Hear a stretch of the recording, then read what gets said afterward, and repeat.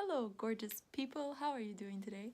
I wanted to talk to you about. I feel like I start every video by saying I wanted to talk to you about, and I feel like I should just talk to you about it rather than say that I want to talk to you about it, because obviously I want to talk to you about it. Anyway, I've basically only read one book this whole year, and actually that's inaccurate.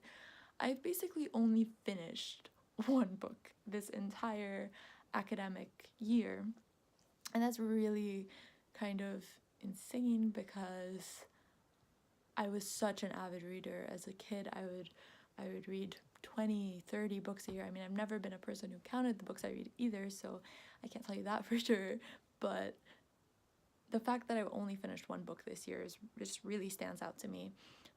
But also the book that I ended up finishing really stands out to me as a result, and I'm gonna get into that.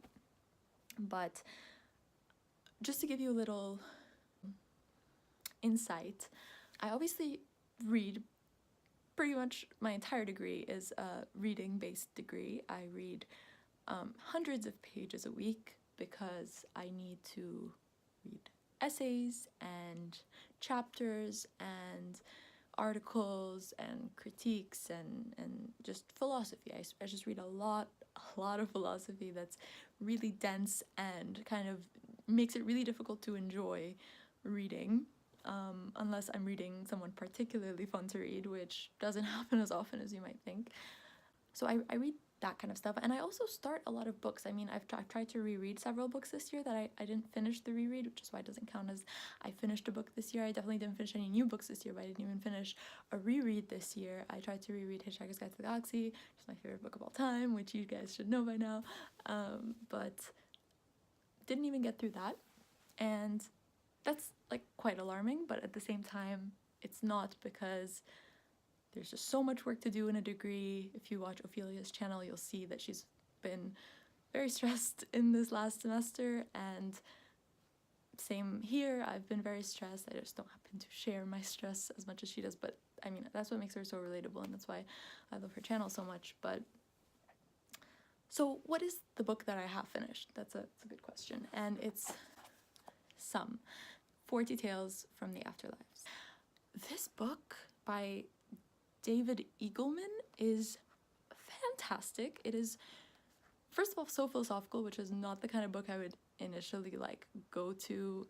If it was just a straight up philosophy book, I would not have read it for pleasure, but it was definitely a pleasure-filled read. One of the reasons I was able to read it and able to finish it is because I didn't have to read it continuously from beginning to end, because as you can see, it's 40 tales, so it's 40 short stories. It's 110 pages long, so it's not super impressive that I was able to finally finish this book, but that's not what this is about. This is about why this book is so great and why you should read it, and why it's so easy to read, and as well gives you so much insight.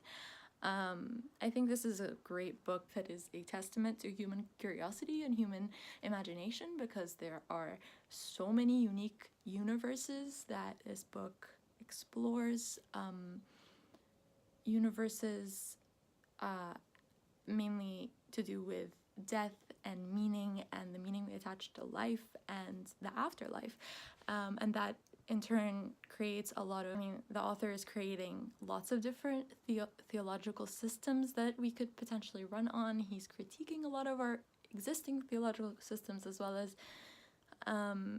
exploring maybe the reasons why we do have the kinds of systems that we do.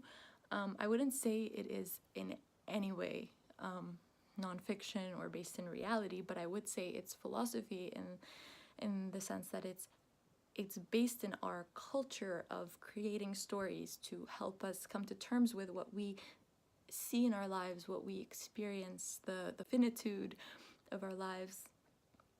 And I really loved it. This is like one of my favorite books now. And it's so readable because each short story is only a couple of pages long. I was able to read it between flights. I was able to read it before doctor's appointments, before class.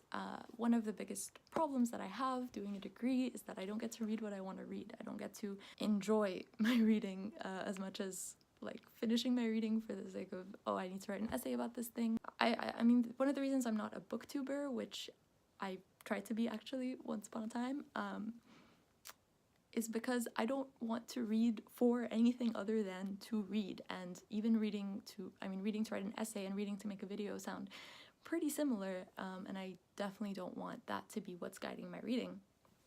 And I don't want to be limited to YA or to any specific genre that my audience will like expect of me. Obviously, I have a very specific kind of book that I really enjoy. I enjoy sci-fi, I enjoy fantasy, I enjoy philosophy, I enjoy philosophical fiction, magical realism. I enjoy some nonfiction, but not all nonfiction, for sure. It needs to be written in a style that I can process well, or else I can't finish a nonfiction book. I can definitely start as many as I want, but I feel like the measure of a good book is how, first of all, sad you are when you finish it, and also how page turning it is, and how much you want to continue reading it. And this book is so readable. The style is so understandable. Is a lot of it has to do with our own ideas of our creator, of our maker. It's so thought-provoking, and it's so tiny, and it's Ariel Bissett always talks about like how she loves small books, and honestly, who wouldn't love to gain so much insight from such a small, not so time-consuming thing? Because obviously big books are incredible, they're filled with detail and stories, and can give you just as much value as a small book, if not more, but it also requires way more effort to do that. So yeah, I just wanted to share with you guys this amazing book, Some 40 Tales from the Afterlives. I got this recommendation from Jen Campbell, who has an amazing channel. You should definitely check her out. She's an incredibly eloquent speaker. I look up to her in a lot of ways. She's an incredible writer. You should definitely go check her out. She talks about a lot of really important things as well, so that's cool. So thank you, Jen.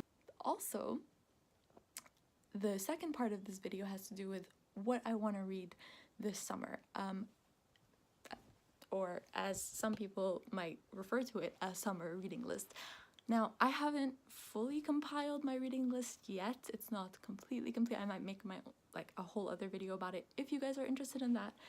But, you don't have to be, and that's totally fine. I don't have to make that. I'm just gonna make it for myself, really, to try to read the books that I set myself out to read. And obviously, my reading is never super planned, in the sense that I'm not gonna make a list and then follow it to a T and stick to it in the same way as like a course reading list where you have to read those books, because I don't want it to be a responsibility. I mean, it is a responsibility to myself and to my growth and to my, intellectual diet, but at the same time, I really don't want to do something so intense and disciplinary this summer. But this summer is about preparing for my dissertation.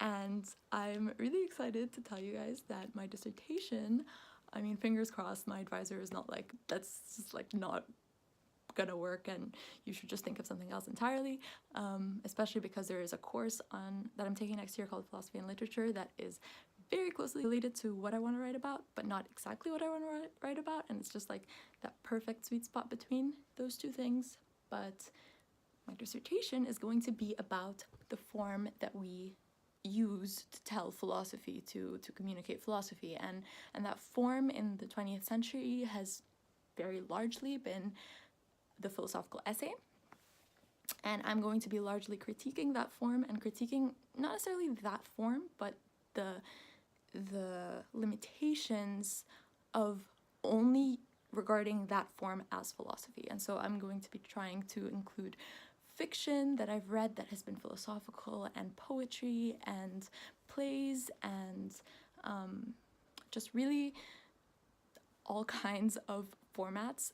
The podcasts are going to be a really, really big one, because I think it's basically like Plato's dialogues but live. And Plato didn't have a recording system back in the day, but I'm pretty sure he would have,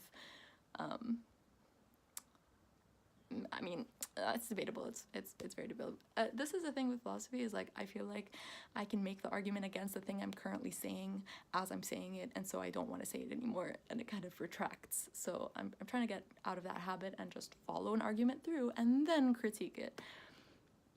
But yes, my dissertation is going to be about form and philosophy and different formats that we can use to tell philosophy, and potentially to tell philosophy more effectively than the philosophical essay and more accessibly than the philosophical essay. I'm not sure exactly what my argument specifically is going to be yet, because that has to do with writing it out and drafting it and just rewriting it and seeing where the holes in my knowledge are.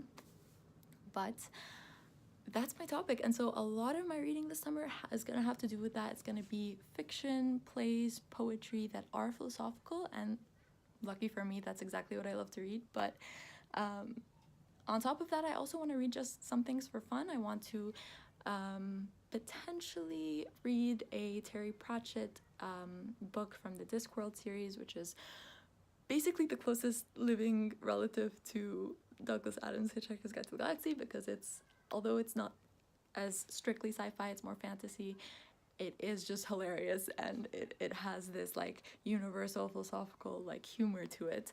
I'm also going to try to read a couple of nonfiction books. I haven't decided exactly what they'll be, but they are going to be on there that are just going to be for my knowledge, for my enjoyment. Probably will include Peter Frankopan's The Silk Roads, because I've been wanting to read that book for a couple of years and I haven't gotten to it yet, and really want to do that. Yeah, I mean, I'm honestly, I haven't made all the decisions yet about my summer reading list, but let me know if you've ever participated in a summer reading list, and if you've ever seen it through the whole way, if you've ever written one for yourself and how that went. And yes, I will keep you updated on my reading when I can, when I want to, when you guys want me to, so do let me know down below if you like this kind of thing. And that's it. Make sure to read Some by David Eagleman. It's really, really awesome. Highly recommend. And yeah, I'll see you guys later. See you guys next week. Thank you so much for watching. Thank you so much for your comments. And yes, love you guys. Oh, forgot to mention two things. First of all, if you have any recommendations for the topic of my dissertation for things to read, so if you have any specifically philosophical poetry that you really love to read, or a play that you know that's like really like touching on heavily philosophical topics, especially things written in the 20th century, which is sort of the area that I'm confining myself to for this essay, for my dissertation, please let me know. And also that I'm going to try to be reading some language books as well, so I'm going to be trying to read Japanese. I'm not sure if it's going to be a specific one book in Japanese that I'll try to like start to finish, but definitely one book in Arabic that I'm going to start and finish. So if you guys want to know about that as well, I'm sure I will update you at some point soon.